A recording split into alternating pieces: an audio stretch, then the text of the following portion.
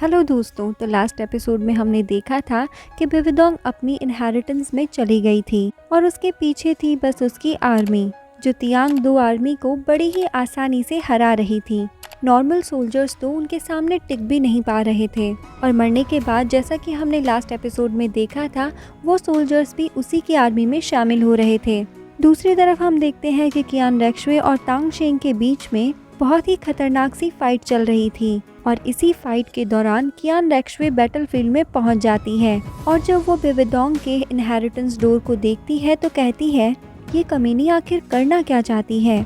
इसी के साथ कियान रेक्शुए दो सोल्जर्स को खत्म कर देती है और कहती है, बिविडोंग ह्यूमन पावर को डिवाइन पावर से रिप्लेस करने में बहुत ही सक्षम है और तो और इसने बिना किसी परमिशन के ही इस वॉर को स्टार्ट भी कर दिया, जिसकी वजह से सोल्स भी शांति से नहीं रह सकती। इसके बाद हम देखते हैं कि तांग शेंग एक सोल्जर की जान बचाते हुए कियान रेक्शुए से कहता है, इन सभी प्राणियों का ये हाल सिर्फ और सिर्फ मार्शल एम्पायर की वजह से हुआ है और तुम अभी भी इन्हीं का साथ दे रही हो। इसके बाद कियान रेक्शुए उससे कहती है कि इससे मुझे कोई फर्क नहीं पड़ता, मुझे कोई मतलब नहीं है कि अभी मार्शल एम्पायर को कौन हैंडल कर रहा है, मुझे तो बस अभी तुम्हें हराना है और जब मैं तुम्हें मार दूंगी तो ये वॉर भी खत्म हो जाएगी। इसके बाद इनके बीच ये खतरनाक सी फाइट फिर से शुरू हो जाती है। दोस्तों, इस लड़ाई को कोई भी आम सोल्जर्स तो देख ही नहीं सकता था, क्योंकि इन दोनों की स्पीड ही बहुत ज्यादा थी। इतनी ज्यादा स्पीड की फाइट करते हुए ये दोनों किसी को नजर ही नहीं आ रहे थे और इनकी फाइट का इम्पैक्ट भी बहुत ही ज्यादा था, जिसका असर नॉर्मल सोल्जर्स पे भी पड़ रहा था। इसीलिए भी ये दोनों लड़ाई करते करते यहाँ से दूर जाने लगते हैं। अब कियान रेक्शुए उस पर अपना बेस्ट अटैक करती है, लेकिन तांग शेंग कहाँ कम है दोस्तों, वो भी इससे आराम से बच जाता है। इसके बाद वो दोनों फाइट करते करते आसमान में चले जाते हैं। वहाँ इन दोनों के बीच में घमासान लड़ाई होती है और कियान रेक्शुए यहाँ पर अपनी एंजल स्वॉर्ड से तांग शेंग पर बहुत सारे अटैक करती है, लेकिन तांग शेंग उन सभी अटैक्स को रोक लेता है और उसके साथ अपनी फाइट को कंटिन्यू रखता है।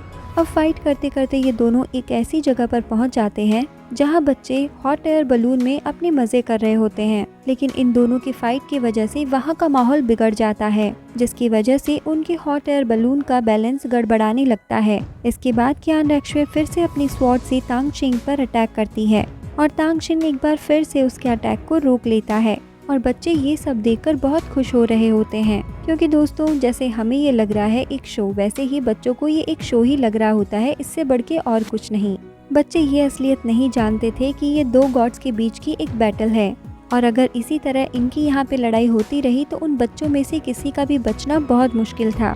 अब हमारा हीरो तांग शेंग इस बात की अहमियत को समझ जाता है और वो कियान रेक्शुए को यहाँ से दूर ले जाने लगता है और इसी बीच कियान रेक्शुए उस पर कई सारे अटैक करती है, जिसे देखकर तांग शेंग भी तेजी से आगे बढ़ने लगता है। इसके बाद सीन चेंज होता है और हम देखते हैं दो बंदों को जो 3 साल पुरानी वाइन को एंजॉय कर रहे होते हैं, लेकिन तभी वहाँ पर तांग शेंग और कियान रेक्शुए पहुँच जाते हैं और वो इस सिटी में पहुँच चुके थे और यहाँ पर आके उन्होंने अपनी फाइट भी शुरू कर दी थी और उनकी फाइट की वजह से यहाँ पर काफी तबाही मचने लगती है।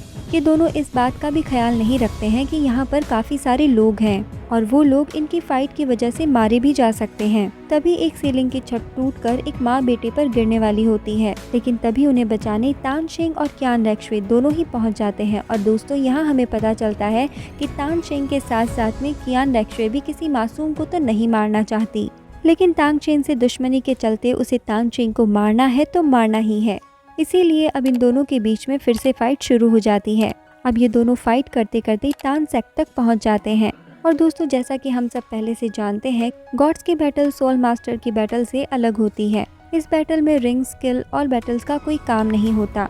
यहाँ सिर्फ डिवाइन पावर और डिवाइन वेपन्स ही काम आते हैं और कौन उन वेपन्स को कितनी ज़्यादा अच्छे से इस्तेमाल करता है, यही सबसे ज़्यादा इम्पोर्टेंट है। इसीलिए इन दोनों के बीच में ज़्यादा कोई टेक्निक और सोल रिंग से फाइट नहीं हो रही थी, क्योंकि ये दोनों ही गॉड बन चुके हैं और इसीलिए ये अपनी डिवाइन पावर के बलबूते पर ही एक दूसरे से फाइट करते हैं। दोस्तों अगर आपको ये वीडियो पसंद आ रही है तो वीडियो को लाइक कीजिए और हमें कमेंट सेक्शन में कमेंट करके ये ज़रूर बताइए कि आपको ये एक्सप्लेनेशन कैसे लग रहे हैं। और अगर अभी तक आपने चैनल को सब्सक्राइब नहीं किया है तो जल्दी से चैनल को सब्सक्राइब करके अपने बेल आइकन को भी प्रेस कर लीजिए, ताकि चैनल के सारे अपडेट्स आपको पता चल पाए। अब तांग शेंग और कियान रेक्शुए दोनों फाइट करते करते उसी जगह पर पहुंच जाते हैं जहां से उन्होंने फाइट को स्टार्ट किया था। इसके बाद तांग शेंग अपने वेपन से कियान रेक्शुए पर एक पावरफुल सा अटैक करता है, लेकिन कियान रेक्शो भी कहाँ कम है, वो उससे आराम से बच जाती है और उसके पीछे जो एंजल का स्टैचू होता है उसकी मुंडी उड़ जाती है। लेकिन दोस्तों इतने में ही इनकी फाइट का खात्मा नहीं होता है, ये ऐसे ही कंटिन्यू रहती है। ये बार बार अपने डिवाइन वेपन्स को टकराते हैं और फाइट जारी रखते हैं। अब तांग चेंग अपने ट्राइडेंट वेपन के 30 गोल्डन वेपन स्किल्स में से third move no back again का इस्तेमाल करता है और कियान रेक्शवे पर अटैक कर देता है। दोस्तों तांग चेंग का ये अटैक उसके गॉड बन जाने के बाद में काफी ज्यादा पावरफुल हो जाता है और इस अटैक को कियान रेक्शवे भी रोक नहीं पाती है और एंजल स्टैचू को तोड़ते हुए काफी दूर जाके गिरती है। अब तो उसके मुंह से खून भी आने लगता है और वो बुरी तरह से इंजर्ड हो जाती है। इसके बाद हमें बैटलफील्ड का सीन दिखाया जाता है जहां तियान दो आर्मी के सभी सोल्जर्स इंक्लूडिंग तांग हाओ और श्रैक डेविल्स बिविडोंग की आर्मी के साथ फाइट करते हैं और उन्हें मार रहे होते हैं। लेकिन तभी तांग हाओ को उसी के ट्रैप्ड सोल्जर्स पकड़कर बुरी तरह से घेर लेते हैं, जो देखकर तांग वो अपनी खानदानी टेक्निक का इस्तेमाल करता है और उन सभी सोल्जर्स पर पावरफुल अटैक करके उन्हें मार गिराता है। इसके बाद तांग हाओ अपनी हैमर की सबसे बेहतरीन टेक्निक का इस्तेमाल करता है, जिसकी वजह से उसका हैमर काफी बड़ा हो जाता है और इसकी पावर से तांग हाओ एक ही बार में कई सारे सोल्जर्स को मार देता है और इसमें उसका साथ उसका भाई भी देता है।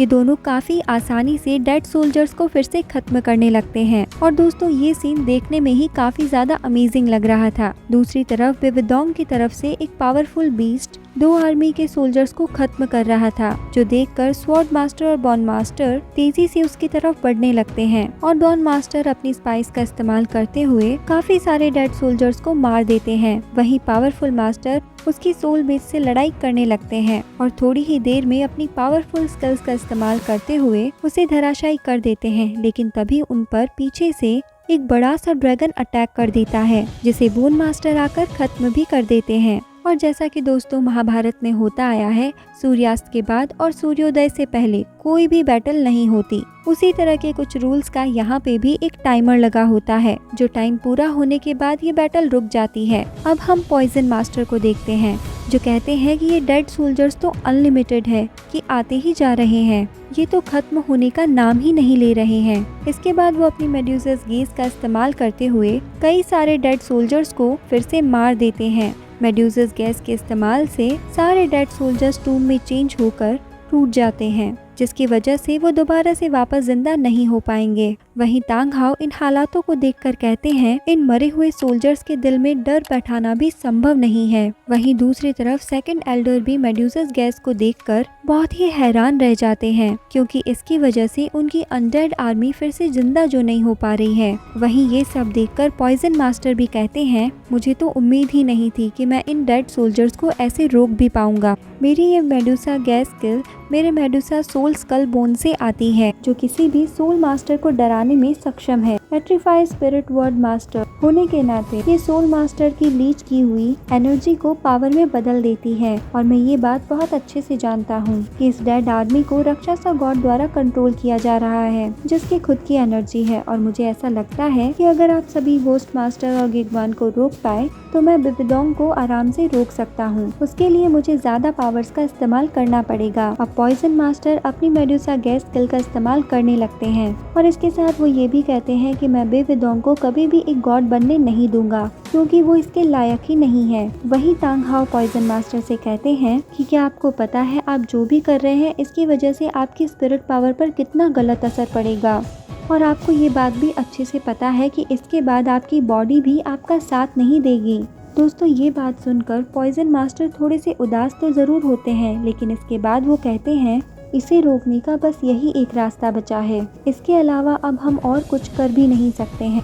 वहीं ये सब देखकर जियालिन पास से सेकंड एल्डर कहते हैं कि उसे जाकर के रोको, उसे मार्शल एम्पायर की योजनाओं को खराब करने की कोई अनुमति नहीं है। वहीं पॉइजन मास्टर को ऐसा करते हुए देखकर गोयुवान कहता है कि मेरी डेड आर्मी तुम मेरा आदेश मानो और तुम इन सभी पर अटैक करो।